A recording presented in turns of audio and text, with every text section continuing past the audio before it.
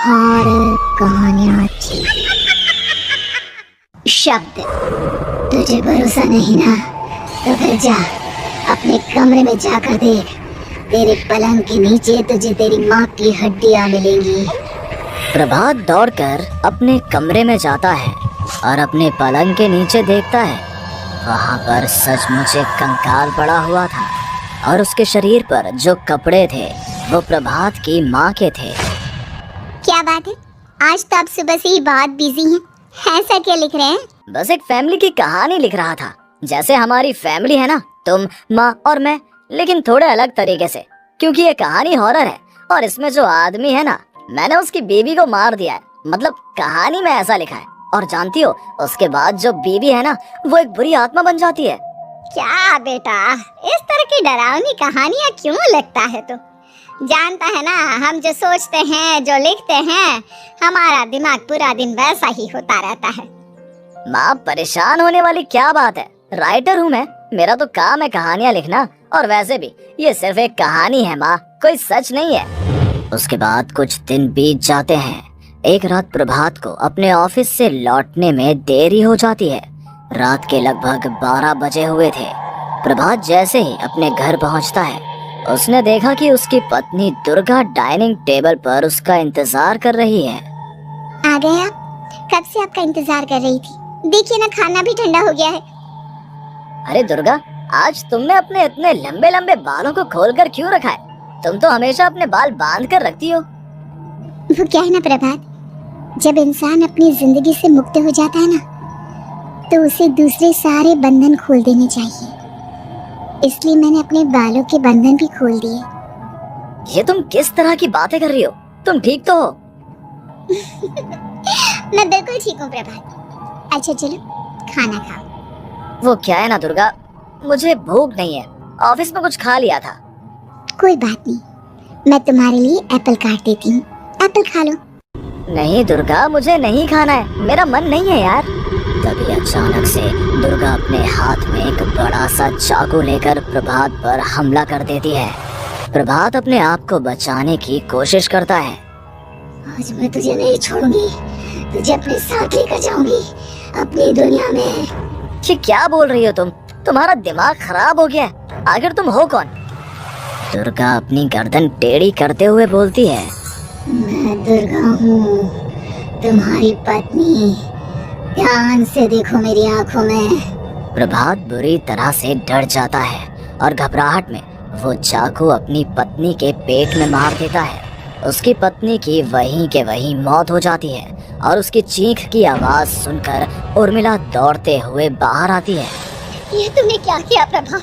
तुमने अपनी पत्नी का खून कर दिया। लेकिन तू तो उसे बहुत प्यार करता था बेटा। तूने बहू को क्यों मार डाला? माँ, ये आपकी बहू नहीं थी, इसके अंदर कोई बुरी आत्मा घुसाई थी। मैं नहीं जानता ये सब कैसे हो गया, लेकिन वो मुझ पर हमला कर रही थी, मुझे मारने की कोशिश कर रही थी। माँ, मैंने कुछ नहीं किया। ये तूने क्या कर दिया बेटा? दुर्गा ने मुझे कहा था कि वो तेरी कहानी को उस कैरेक्टर की तरह एक्टिंग करके तुझे डराने की कोशिश करेगी। अरे वो तो तेरे साथ मजाक कर रही थी। हे भगवान, ये क्या हो गया? इसका मतलब दुर्गा। लेकिन माँ, मैंने जो कहानी लिखी थी उसमें भी ऐसा ही हुआ था। उस औरत ने अपने पति के साथ मजाक किया और गलती से उसके पति ने उसके पेट में चाकू मार दिया। मेरी कहानी सच कैसे हो सकती है? माँ, मुझे बहुत डर लग रहा है। अब ये सोच, दुर्गा की लाश का क्या करें हम? अगर गलती से भी ये बात बाहर फैल गई ना, तो तुझे पूरी जिंदगी जेल की सलाखों के पीछे रहना पड़ेगा। एक काम करते हैं माँ, हम घर के पीछे वाले बगीचे में उसकी लाश को दबा देते हैं। अगर कोई पूछेगा तो कह देंगे कि उर्मिला अपने मायके गई और फिर एक दिन हम भी अचानक यहाँ से कहीं दूर चले जाएंगे। कोई नहीं आएगा हमें पूछने, कोई नहीं आएगा माँ, बाद में जो होगा हम देख लेंगे। प्रभात अपनी माँ उर्मिला की मदद से दुर्गा की लाश को अपने घर के बगीचे में गाड़ देता है। कुछ दिन तो ऐसे ही बीत जाते हैं, लेकिन एक दिन अचानक रसोई से आ रही कुछ आवाजें सुनकर प्रभात की नींद खुलती है। प्रभात ने देखा कि वहां पर एक लंबे बालों वाली औरत दूसरी तरफ चेहरा करके खड़ी हुई थी। कौन है? कौन है वहां पर? अरे कौन हो तुम? मैं दुर्गा हूँ प्रभात। क्या हुआ? मुझसे इस तरह के सवाल क्यों कर रहे हो तुम? तुम दुर्गा नहीं हो सकती। दुर्गा तो प्रभात, मैं तुम्हारी पत्नी हूँ, तुम मुझे कैसे भूल सकते हो? 4 दिन के लिए मायके क्या चली गई, तुम तो मुझे भूल ही गए।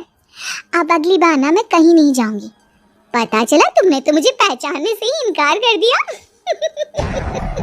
नहीं, तुम दुर्गा नहीं हो सकती। तुम दुर्गा हो ही नहीं सकती। मैं जानता हूँ ये सब क्या हो रहा है। मैंने अपनी कहानी में लिखा था कि उस आदमी की पत्नी की मौत के बाद एक बुरी आत्मा उसका रूप लेकर उसके घर में आ जाती है। तुम वही हो ना? और अचानक से खूबसूरत दुर्गा का चेहरा काला पड़ जाता है। उसकी आंखें लाल हो जाती हैं और पूरे शरीर पर बाल, लंबे नुकीले नाखून, उसके दोनों पैर उल्टे हो जाते हैं और बेहद डरावनी आवाज में वो चिल्लाकर कहती है, बुरी आत्मा, मेरा खून करके मुझे अपने ही घर में गाड़ कर तू मुझे बुरी आत्मा कह रहा है। मैं तुझे छोड़ूंगी नहीं।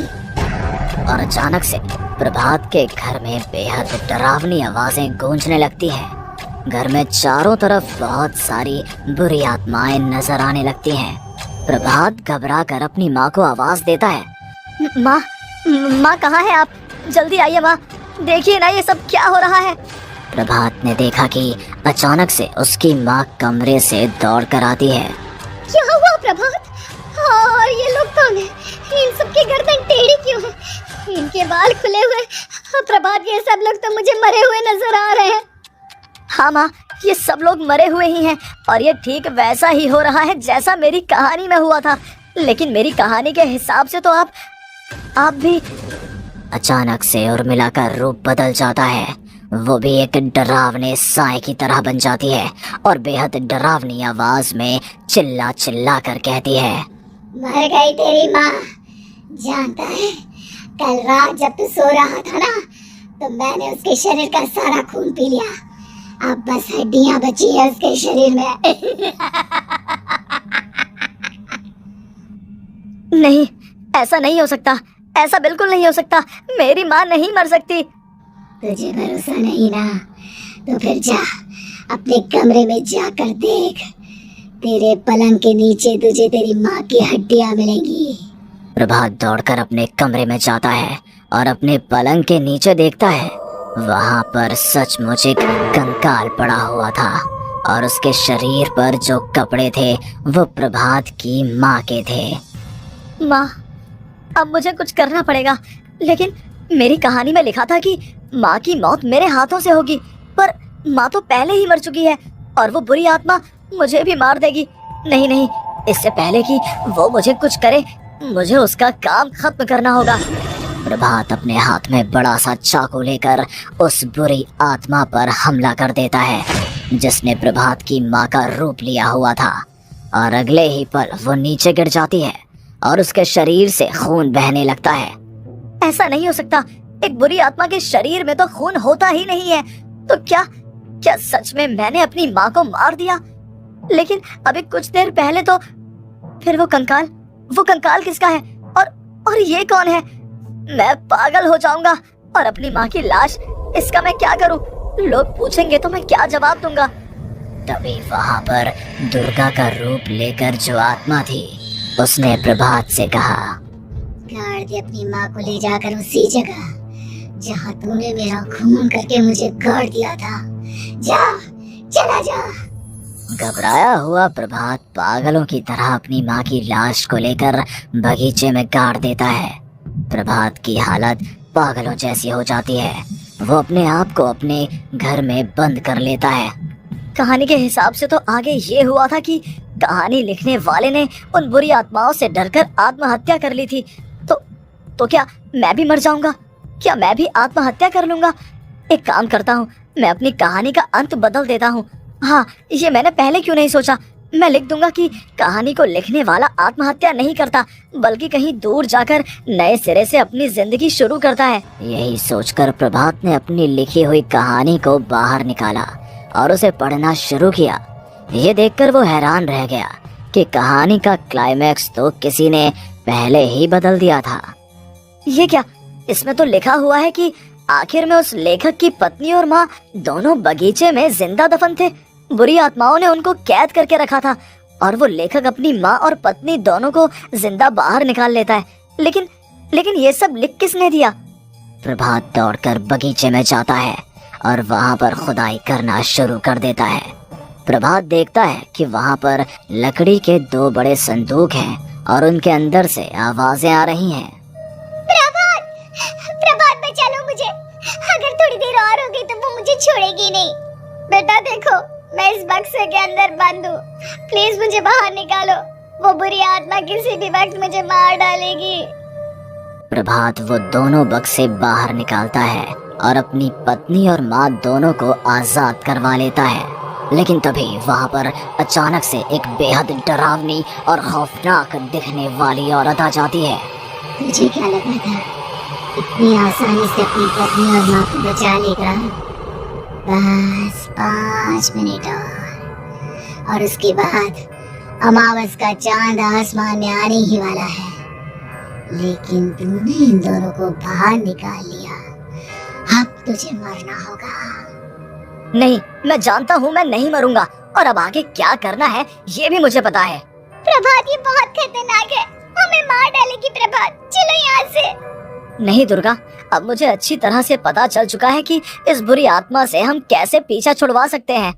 और इतना कहकर प्रभात अपने हाथ में पकड़ी हुई सिंदूर की थैली उस बुरी आत्मा के ऊपर उछाल देता है। कुछ ही देर में वो जमीन पर गिरकर राख में बदल जाती है। ये सब क्या हो रहा था बेटा? ये सब तुम्हारी लिखी हुई इस कहानी की वजह से हुआ है ना? नहीं माँ, पहले मुझे भी ऐसा ही लगा, लेकिन बाद में पता चला कि बरसों पहले हमारे इस बगीचे की जमीन के अंदर किसी को जिंदा गाड़ दिया गया था, और बस उसी औरत की आत्मा हमें परेशान कर रही थी। उसी ने मेरे शब्दों में जान डालकर उस कहानी को जिंदा कर दिया था। मुझे माफ कर दो प्रभात, मैंने आपकी कहानी के साथ छेड़छाड़ की थी और उसे बदल दिया था। माफी मांगने की जरूरत नहीं है दुर्गा, तुम्हारे उस बदलाव की वजह से ही आज हम सब जिंदा हैं, क्योंकि आखिर में कहानी में वो हुआ जो तुमने लिखा था।